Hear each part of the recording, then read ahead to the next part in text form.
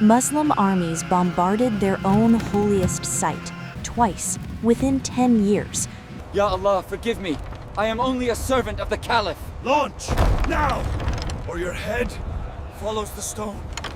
The black stone was stolen, kept for 22 years.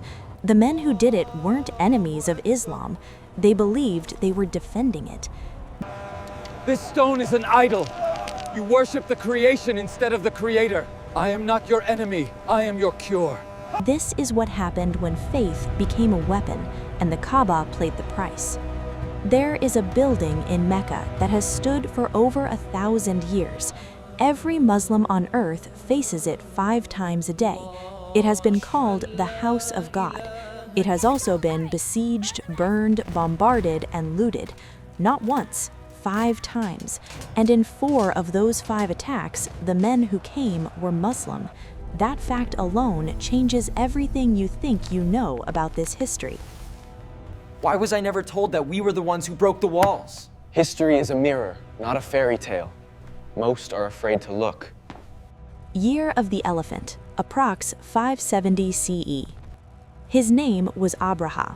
He ruled Yemen as a viceroy under the Aksumite Empire. I gave them gold and marble, yet they prefer a tent of stones in the desert? He had built a great cathedral in Sana'a and expected the Arabs to make pilgrimage there instead of Mecca. They didn't. According to historical accounts, Abraha assembled a force estimated at tens of thousands of soldiers. At the front of that force, war elephants. May the gods of our fathers help us. These are not animals. No Arab tribal army had ever faced war elephants. Mecca had no walls, no fortress, no professional military. The city's leader, Abd al-Muttalib, reportedly told his people, "I am the lord of this house's camels, but this house has its own lord who will defend it." He led his people into the hills and waited. What happened next has no agreed military explanation. The army stopped advancing.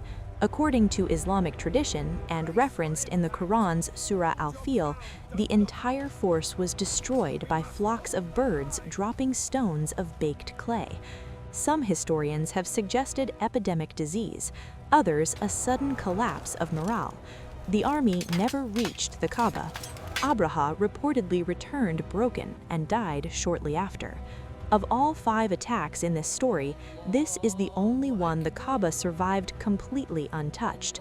Every attack after this one left a mark. The Lord saved us today, but the world has learned the way to our door.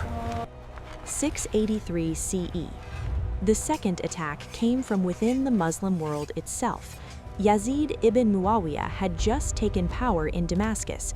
He had already ordered the killing of Hussein ibn Ali at Karbala. When the people of Medina rose against him, he sent an army that entered the Prophet's own city and, according to historical sources, allowed 3 days of killing and looting. You wear the same crescent as we do. Have you no shame? The Caliph's word is the only law here. Your piety is treason. Some accounts describe crimes so severe historians still debate their full extent. After Medina, he turned toward Mecca. A companion of the Prophet, Abdallah ibn al-Zubayr, had refused to pledge allegiance to Yazid. We reject this tyranny. Our loyalty is to God alone, not to any caliph who defiles the sanctuary. He had taken position in Mecca. Yazid's forces laid siege. For 40 days they attacked. They could not break through by sword, so they brought siege weapons, catapults, and began launching stones into the holy city. Some stones struck the Kaaba itself. Then came the night that changed everything. You wear the same crescent as we do. Have you no shame? The Caliph's word is the only law here. Your piety is treason. A flaming arrow was fired into a Muslim camp positioned near the Kaaba. The desert wind was strong. The fire spread. The Kaaba burned. For the first time in recorded history, the house of God was in flames. Witnesses stood unable to move. The sky does not fall. The earth does not swallow them. Why is it burning? The cloth covering, the walls, the ancient structure, all of it burning. Days later, Yazid died. His army withdrew without ever taking Mecca, but the Kaaba's walls were charred and weakened. Abdallah ibn al-Zubayr made a decision. He did not repair it immediately. He wanted every Muslim who came for Hajj to see what had been done, to see it with their own eyes. When pilgrims arrived and saw the burned walls, their anger toward the Umayyad dynasty hardened into something that would not break for generations. 692 CE. Yazid was gone, but the Umayyad dynasty was not finished. A new ruler had taken power in Damascus, Abdel al-Marwan ibn Marwan. Abdallah ibn al-Zubayr still held Mecca. His authority had spread across much of the Muslim world. Abdel Marwan made a calculation. He signed a humiliating peace with the Byzantine Empire, paying tribute to buy time. He needed his armies free for one target, Mecca. He called his generals together and asked who would lead the assault. Silence. The memory of Yazid's catastrophe was still alive in the room. Then one man raised his hand. His name was Hajjaj ibn Yusuf. I will pull the stars from the sky if they stand between me and Mecca. And the Kaaba? It is but stone. My loyalty is to the living caliph, not dead walls. He said he had dreamed of capturing Abdallah ibn al-Zubayr. He was given the army. Hajjaj marched to Mecca, surrounded it, and, like Yazid before him, found he could not take it by direct assault. He placed catapults on the mountains surrounding the city. He began bombarding the Masjid al-Haram. When a stone struck the Kaaba and lightning cracked across the sky, his soldiers stopped. They believed it was a sign of divine punishment. Hajjaj walked forward, loaded the catapult himself, and told his men the lightning was a sign God was with them. They resumed. 5 catapults firing simultaneously at the holiest site in Islam. People fled. One man did not. Abdallah ibn al-Zubayr continued to pray near the Kaaba as the stones fell, but the numbers were too great. His supporters abandoned him one by one. He went to his mother, Asma bint Abu Bakr, daughter of the first caliph, to say goodbye. He told her it was his last day. She gave him her blessing. He walked out to fight. He was killed. Hajjaj sent his head to Abdel al-Marwan as a gift. He hung the body of Abdallah ibn al-Zubayr, grandson of Abu Bakr, upside down in a post in Mecca, as a warning to anyone who would resist Umayyad rule. Abdel al-Marwan did not punish Hajjaj for bombarding the Kaaba. He made him governor of Iraq and Persia. Within 10 years, the Umayyad dynasty had attacked the Kaaba twice. The caliphate that had begun with Abu Bakr ended with his grandson's body hanging in the street. The black stone, the ancient relic set into the corner of the Kaaba that Muslims have touched for centuries, was about to be ripped out, and it would be gone for 22 years. 1930. Nearly 300 years passed. No one attacked the Kaaba. Then a movement emerged from the eastern shores of Arabia, the Karmathans. They were an extremist faction who had declared their own Mahdi in Bahrain. They rejected the Abbasid Caliphate in Baghdad. They believed the pilgrimage to Mecca was, in their theological framework, an act of ignorance. In 930 CE, during the Hajj season, they attacked Mecca. Historians estimate they killed tens of thousands of pilgrims. The bodies were thrown into the Zamzam well. Then they entered the Kaaba. They stripped it of its valuables. Then they did something that stunned the entire Muslim world. They removed the black stone, Al-Hajar al-Aswad, from the corner of the Kaaba. They carried it back to their capital in Bahrain. The Abbasid Caliph in Baghdad did nothing meaningful in response. My lord, the stone is gone. The Qarmatians have it in Bahrain. The army is expensive. The roads are long. Tell the people we are deliberating. For 22 years, pilgrims circled the Kaaba without the black stone. Scholars debated whether the Hajj was even valid. The stone was eventually returned, reportedly after negotiations, in 952 CE. According to historical accounts, it was returned in pieces, wrapped in a sack. It had been broken. It was reset with a silver frame, which is how it remains today. 22 years. The caliphate that should have protected the holy sites had been consumed by its own politics. The Carmathans had done what no one before them had done.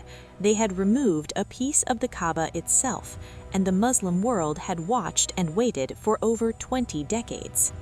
November 1979. The year 1979 was already fracturing the world. The Soviet Union invaded Afghanistan. Ayatollah Khomeini took power in Iran. Saddam Hussein consolidated control in Iraq. Zulfikar Ali Bhutto was executed in Pakistan.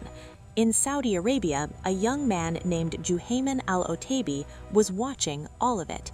He had studied under prominent religious scholars. He believed the Saudi ruling family had corrupted the Holy Land through television, through women's education, through Western alliances. He had a plan, and he had a man he believed fulfilled the prophecy of the Mahdi. His name was Muhammad Abdallah al-Qahtani. His name was Muhammad ibn Abdallah, matching the Hadith. On November 20th, 1979, the first day of the Islamic New Year 1400, thousands of worshippers filled the Grand Mosque for Fajr prayer. In the middle of the prayer, Juhayman seized the microphone from the Imam. He announced to the assembled thousands that the Mahdi had arrived. He was standing in this mosque right now. Simultaneously, approximately 500 armed followers revealed weapons that had been smuggled inside in coffins and construction vehicles. They sealed the mosque. They shot the guards. They took thousands of worshippers hostage. Saudi Arabia had no protocol for this. The government was paralyzed. Attacking the Grand Mosque required religious authorization. They went to the senior scholar Sheikh Ibn Baz. He ruled that the takeover was illegitimate, that the so-called Mahdi was a fraud, and that force was permitted. The Saudi military moved in. They were repelled. Juhayman's followers fought with a ferocity that stunned the army. They believed absolutely that the man they were protecting was the Mahdi. That belief made them willing to die. The siege lasted 14 days in the upper mosque. Then the holdouts retreated underground into a network of basement tunnels and rooms beneath the mosque. French special forces, converted to Islam to legally enter Mecca, assisted with the operation. Pakistani commandos were also involved in an advisory capacity. The Saudi military pumped tear gas into the tunnels. In the chaos, Muhammad al-Qahtani, the so-called Mahdi, was killed when a grenade exploded in his hand. When his followers saw him fall, the certainty broke. They had been wrong. The survivors were captured. Juhayman al-Otaibi was taken alive. He reportedly said he had genuinely believed al-Qahtani was the Mahdi. It made no difference. On January 9, 1980, 63 of the captured rebels were publicly executed across 8 Saudi cities. The siege had lasted 14 days. Estimates suggest between 250 and 300 people were killed, pilgrims, soldiers, and rebels combined. The Grand Mosque siege of 1979 did not end quietly. Before the truth was known, Iran's Ayatollah Khomeini publicly declared, without evidence, that the United States and Israel were responsible for the attack. Within days, the U.S. embassy in Pakistan was burned to the ground by a mob. Embassies were attacked in other Muslim-majority countries. America's already damaged reputation in the Muslim world fractured further. Khomeini's declaration was false. He likely knew it, but in 1979, his voice moved millions. Inside Saudi Arabia, the aftermath was quieter and more consequential. The government had made concessions to conservative clerics in exchange for their authorization to use force. Those concessions would shape Saudi society for the next 2 decades. Restrictions on women, bans on public entertainment, tighter religious control of education. The siege had lasted 14 days. The ideological consequences lasted far longer. Juhayman al-Utaybi had failed to overthrow the Saudi government, but the government that survived him was changed by him. Stepping back across all 5 events, from Abraha's elephants to the fake Mahdi's siege, a pattern emerges that no historian has disputed. The Kaaba survived every external threat. The damage always came from within, from dynasties that claimed to protect it, from men who believed they were serving God. The structure still stands. The black stone is still there, held in its silver frame, and the history of what was done to it remains exactly as difficult as it always was. Not because the facts are hidden, because they are true. The men who burned it, bombarded it, and stole from it all believed they were on the right side. If this story made you stop and think, there are others like it waiting. Subscribe. The bell makes sure you don't miss the next one.